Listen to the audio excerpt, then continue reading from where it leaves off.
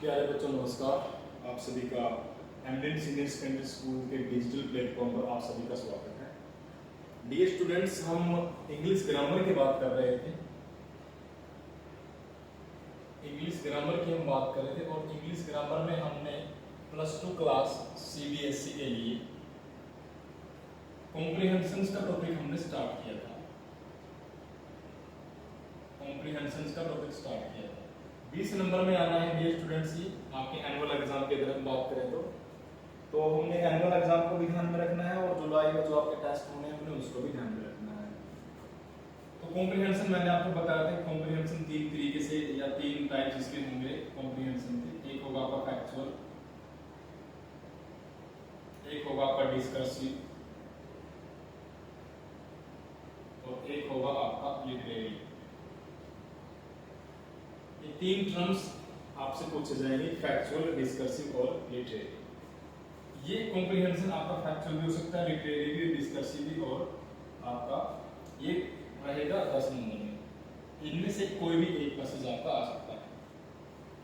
मैंने आपको फैक्चुअल की डेफिनेशन आपको दी थी, मैं दोबारा से फिर इसको रिपीट करूंगा, फिर मैं आपको डिस्कर्सिव बताऊंगा और फिर मैं आपको लिटरेरी बताऊंगा। तो सबसे पहले हम नोट करते हैं डेफिनेशन हमने उस टाइम नहीं लिखी थी, मैंने सिर्फ आपको एक्सप्लेन करवाया था। तो अभी मैं आपको फैक्चुअल की आपको एक एक्यूरेट डेफिनेशन देता हूं और उसके बाद मैं आपको बताऊंगा कि हम कैसे लिटरेरी को और इनके अंदर हम डिफरेंस या डिफरेंशिएट इनको हम करते हैं। तो फैक्चुअल पैसेज को समझिएगा। सबसे पहले समझिएगा फैक्चुअल पैसेज को। आप इसकी डेफिनेशन चाहे तो लिख भी सकते हैं। फैक्चुअल पैसेज, फैक्चुअल पैसेज का मतलब क्या रहेगा? Factual passage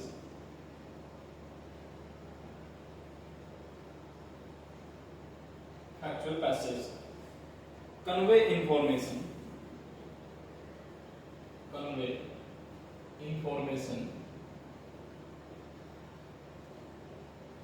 in factual passage convey information in straightforward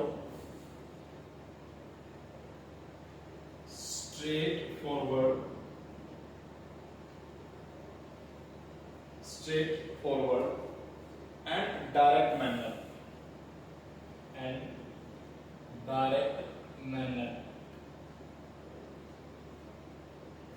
जो फैक्चुअल पैसेज होता है वो कन्वे करता है इंफॉर्मेशन को स्ट्रेट फॉरवर्ड और सीधे तरीके से उसको वो कन्वे करता है।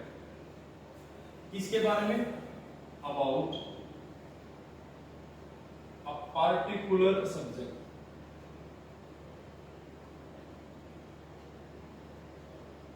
About a particular subject. तो फैक्चुअल पैसेज की अब डेफिनेशन अगर आप समझिएगा, फैक्चुअल पैसेज की डेफिनेशन रहेगी। फैक्चुअल पैसेज क्या होता है? जो इंफॉर्मेशन को कन्वे करता है स्ट्रेट फॉरवर्ड में और एक सीधे तौर पर उसको बताता है किसी पर्टिकुलर सब्जेक्ट के बारे में। यानी कि जब आपके पास कोई भी इंफॉर्मेशन, कोई भी डेटा, कोई भी फैक्ट आपके पास स्ट्रेट फॉरवर्ड हो, आपके पास सीधे तौर पर वो आती है और आप क्या करें, आप उसके अंदर कंपेयर आप कर सकते हैं। बिकॉज यू आर रीडर, आप रीडर हैं तो आप उसको कंपेयर कर सकते हैं। आप उस डेटा को आप उसको एनालाइज कर सकते हैं। आप उसको एक एनालिसिस पे आप उसको रख सकते हैं, क्योंकि आपको जो किसी पर्टिकुलर सब्जेक्ट के ऊपर आपको जो डेटा मिला है वो आपको डायरेक्ट मेथड में मिला है, तो आप उसको मानेंगे फैक्चुअल पैसेज। उम्मीद करता हूं कि आपको ये वर्ड क्लियर हुआ होगा। सेकंड क्या है इसमें, अगर मैं बताना चाहूँ तो लैंग्वेज का जो स्टाइल होता है, जो लिखने का जो तरीका होता है, भाषा जो होती है, जो लैंग्वेज स्टाइल, भाषा शैली, वो बिल्कुल क्लियर होती है।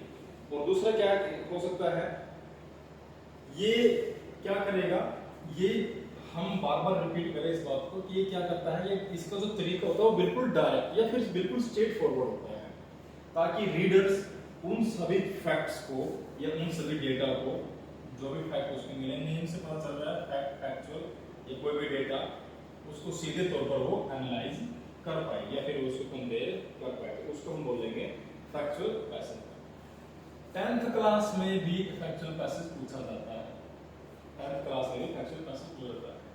तो आप चाहे 10th क्लास के स्टूडेंट्स या फिर आप +2 क्लास के स्टूडेंट्स हो, तो दोनों के लिए ये यूजफुल रहेगा। तो यहाँ तक पहले आप इस डेफिनेशंस को समझ लीजिए। एक बार इसका स्क्रीनशॉट अगर आपने लेना है तो आप उसका स्क्रीनशॉट आप ले लीजिए। और दूसरा क्या है कि अगर आपको लिखना है तो आप इसको लिख सकते हैं। फिर बाद में हम बात करेंगे डिस्कर्सिव पैसेज के बारे में।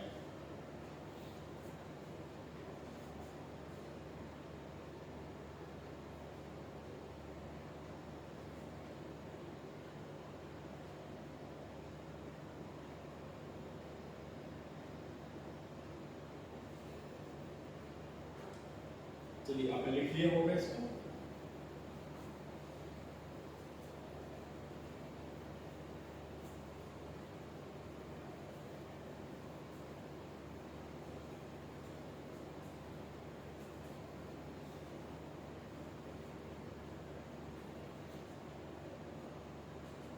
अब हम बात करते हैं डिस्कर्सिव पैसेज के बारे में। डिस्कर्सिव पैसेज क्या होता है? डिस्कर्सिव पैसेज क्या होता है? डिस्कर्सिव पैसेज का मतलब रहेगा अ पैसेज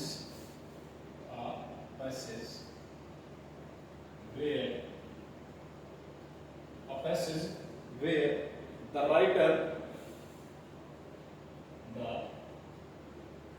यानी जो इसको लिखने वाला है rambles, एक बहुत अच्छा शब्द आप इसको एक बार नोट कर लें। rambles from topic to topic, from topic to topic, rambles from topic to topic is called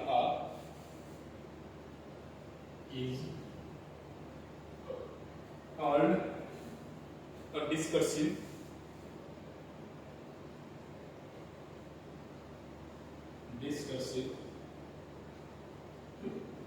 piece of writing, discursive piece of writing।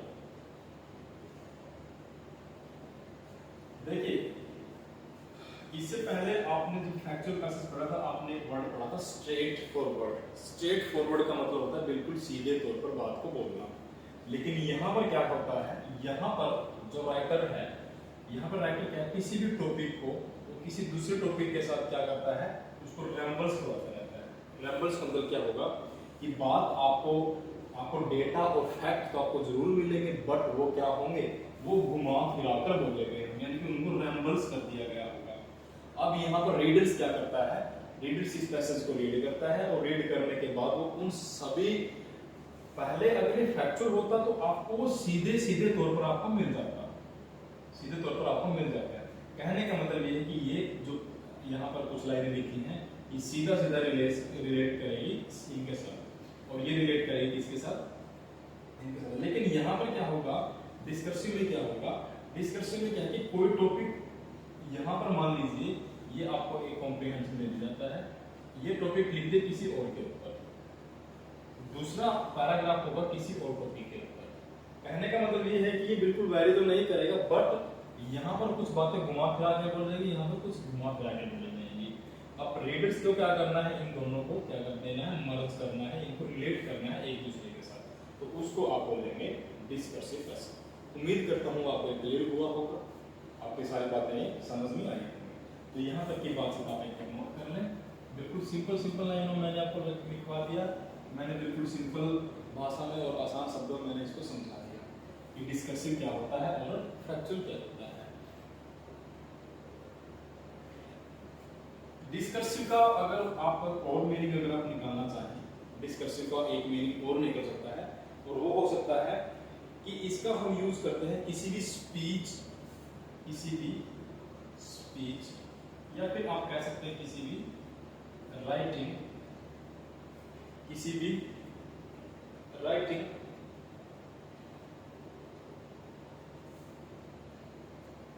भी स्पीच और राइटिंग के अंदर जो डेटा लिखा हुआ है उसको क्या किया जाए, उसको स्ट्रे किया जाए, उसको क्या किया जाए, stray to the main point,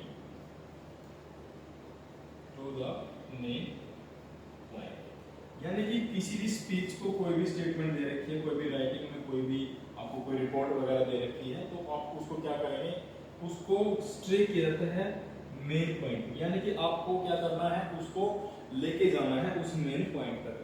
but the word, लेकिन आप जब भी इसको पढ़ेंगे हर एक वर्ड के जो मीनिंग हो सकते हैं वो दूसरे के अपोजिट होंगे। जो वर्ड होंगे वो दूसरे क्या होंगे, वो अपोजिट बिहेव करेंगे। कहने का मतलब ये है कि यहाँ पर राइटर हमेशा उस बात को घुमा फिरा कर बोलेगा, यानी कि घुमा फिरा कर बोलने वाले पैसेज को आप क्या बोलेंगे, डिस्कर्सिव पैसेज बोलेंगे। स्ट्रे का मीनिंग आप लिख लीजिएगा एक बार। स्ट्रे का मीनिंग क्या होता है,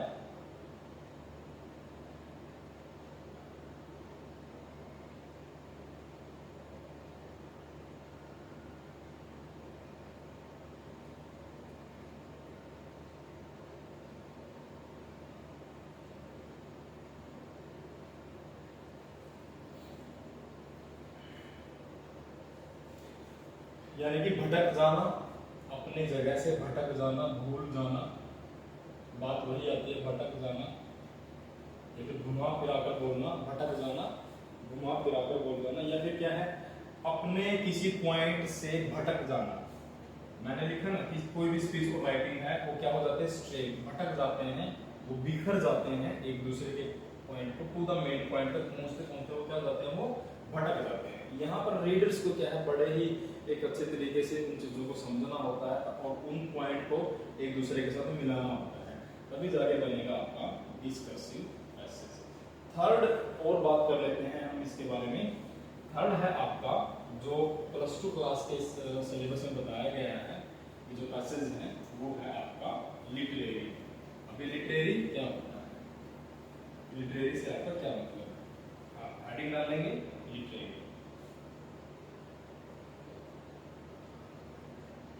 अगर पैसेज जो है, अगर लिटरेरी पैसेज कौन से होते हैं, किस तरीके से होते हैं,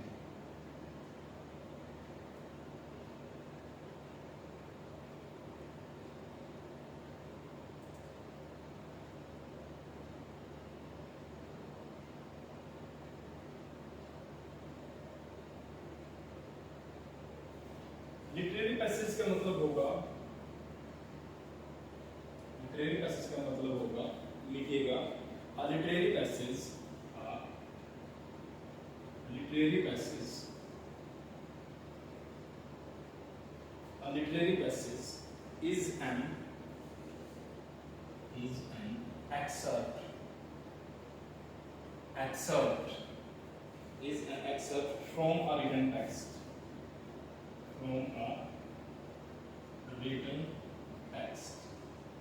written text जो पहले से ही लिखा जा चुका है उसमें से ही किसी एक अंश को उठाकर लिखना क्या होता है आपका लिटरेरी पैसेज। आगे बढ़ेंगे। इट कैन बी लॉन्ग,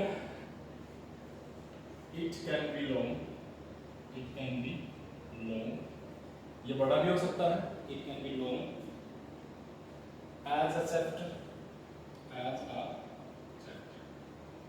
एक चैप्टर के माफिक, एक चैप्टर के बराबर, एक ये बड़ा भी हो सकता है और ये छोटा भी हो सकता है।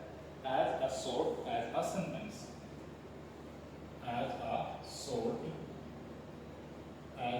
सेंटेंस, देखिए ये क्या हो सकता है कि ये अपने आप में पूरा एक चैप्टर भी हो सकता है और अपने आप में एक छोटा सेंटेंस भी हो सकता है। आगे क्या है, a literary passage in an excerpt from a written text, ये जो टेक्स्ट पहले से ही लिखा जा चुका है उसका क्या है, एक ये अंश मात्र है, ये बड़ा भी हो सकता है और ये छोटा भी हो सकता है। छोटा कितना होगा, सेंटेंस जितना होगा, और बड़ा कितना होगा, पूरा का पूरा एक चैप्टर भी हो सकता है। आगे क्या है, usually the length of a literary passage 7 paragraphs among the genre of और होता क्या है, ये कोई फिक्शन हो सकता है, ये कोई पोएट्री, कोई भी पोएट्री, फिक्शंस, ये कोई पोएट्री टू फिक्शंस, ये किसी पोएट्री से भी लिया जा सकता है और किसी फिक्शन से भी लिया जा सकता है। तो तीन हमारे पास मेन टर्म थी, एक टर्म थी आपके पास फैक्चुअल का मतलब क्या होता है, दूसरा था डिस्कर्सिव का मतलब क्या होता है, और तीसरा है आपका लिटरेरी। ये तीन तरीके से आपके पास पैराग्राफ या फिर आप कह सकते हैं कि अनसीन पैसेज आपके पास आएंगे, इन तीनों में से आपने कोई एक आपने सॉल्व करना है 10 नंबर में। कितने नंबर में? 10 नंबर में। तो उसके बाद हम बात करेंगे केस बेस्ड पैसेज की। एक हम बात करेंगे केस बेस्ड पैसेज की। केस बेस्ड पैसेज कैसे होते हैं? देखिए डियर स्टूडेंट्स, अभी तक मैंने आपको सिर्फ और सिर्फ डेफिनेशन ही करवाई है। मैंने अभी तक आपको इनको सोल्व किस तरीके से करना है हमने अभी तक नहीं पढ़ा है। हम वो आने वाले लेक्चर्स में हम पढ़ेंगे। तो डियर स्टूडेंट्स, आप क्लास को अटेंड करें अच्छे तरीके से। आपके पास लेक्चर्स अवेलेबल रहेंगे, आप उसको कभी भी किसी समय देख सकते हैं। सभी बच्चों को जल्दी से जल्दी बोले कि वो ऐप को डाउनलोड करें और अपने आप को एनरोल करें ऐप के अंदर। तो आज के सेशन में यहीं तक। आप मिलते हैं हम नेक्स्ट सेशन में केस बेस्ड पैसेज के साथ। इसकी डेफिनेशन होने के बाद हम बात करेंगे हाउ टू सोल्व कॉम्प्रिहेंशन। ये कॉम्प्रिहेंशन हमने किस तरीके से सोल्व करना है हम बात करेंगे कि कॉम्प्रिहेंशन को हम किस तरीके से सोल्व करेंगे। तो आज के लिए इतना ही डियर स्टूडेंट्स, मिलते हैं बाकी नेक्स्ट वीडियो में केस बेस्ड पैसेज के साथ। Thank you very much.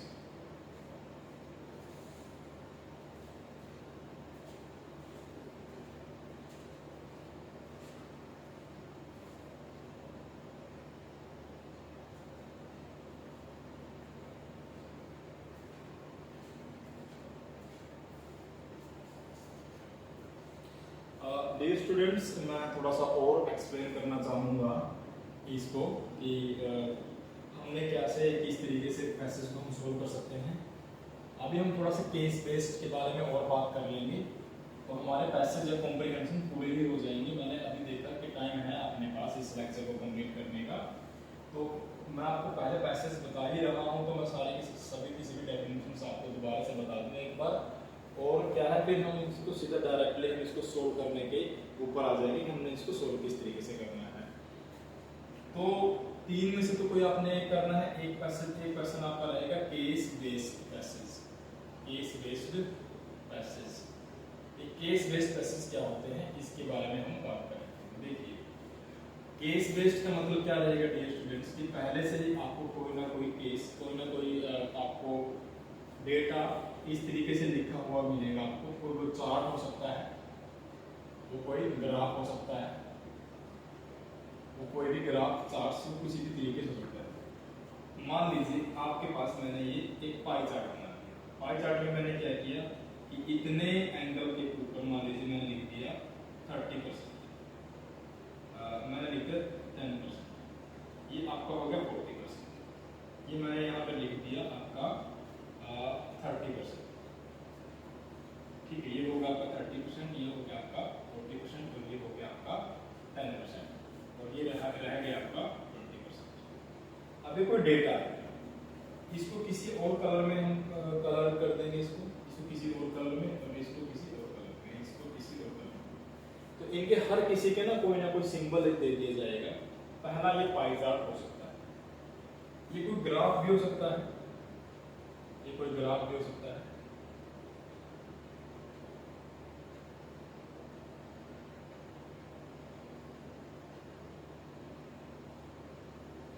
ये कुछ इस तरीके से कोई आपके पास कोई ग्राफ बना सकता है, ये कोई बेस होगा इसका।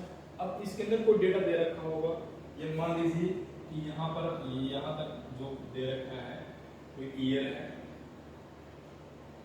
कोई स्टेट के नेम दे रखे होंगे, स्टेट के नेम से उनका दे रखा होगा प्रोडक्शन। मान लीजिए कि प्रोडक्शन, कोई क्रॉप दे रखी होगी बीट। अब यहाँ पे लिखा जाएगा कि मान लीजिए कि 2000 की बात है, ये 2001 की बात है, ये 2 की, ये 3 की, ये 4 की और ये 5।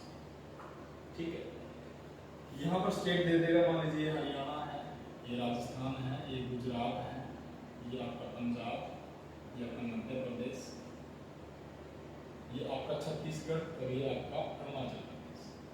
तो इस तरीके से डेटा दे दिया जाएगा और बता दिया जाएगा कि इस ईयर में हरियाणा का जो प्रोडक्शन है वो इतना परसेंट हुआ, राजस्थान में इतना हुआ, गुजरात में इतना हुआ और आपका पंजाब का इतना हुआ। तो ये इस तरीके से आपको कोई डेटा दे दिया जाएगा, केस दे दिया जाएगा आपको। आपने क्या करना है, इसको रीड करना है, इस पूरे के पूरे डायग्राम को कह लीजिए, इस पूरे के पूरे ग्राफ को आप कह लीजिए, आपको रीड करना है। सेम ऐसे ही क्या रहेगा, इसके अंदर भी ये सारा डेटा दे रखा है, आपने इसको भी रीड करना है। और रीड करने के साथ साथ फिर आपको क्या है, इसके जो गिवन क्वेश्चंस आपने उनको सोल्व करना है।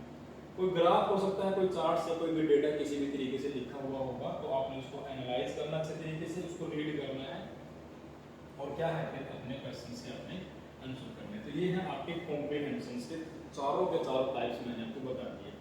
फर्स्ट है फैक्चुअल, सेकंड है आपका डिस्कर्सिव, थर्ड आपका लिटरेरी और फोर्थ आपका केस बेस्ड पैसेज। कोई भी केस दिया रहेगा, आपने उसको रीड करना अच्छे तरीके से। अगर आपको डेटा करना आ गया तो समझ लीजिए आपको कॉम्प्रिहेंशन सोल्व करना आ गया, इस क्योंकि इन्हीं में से आपके क्वेश्चन पूछ होंगे।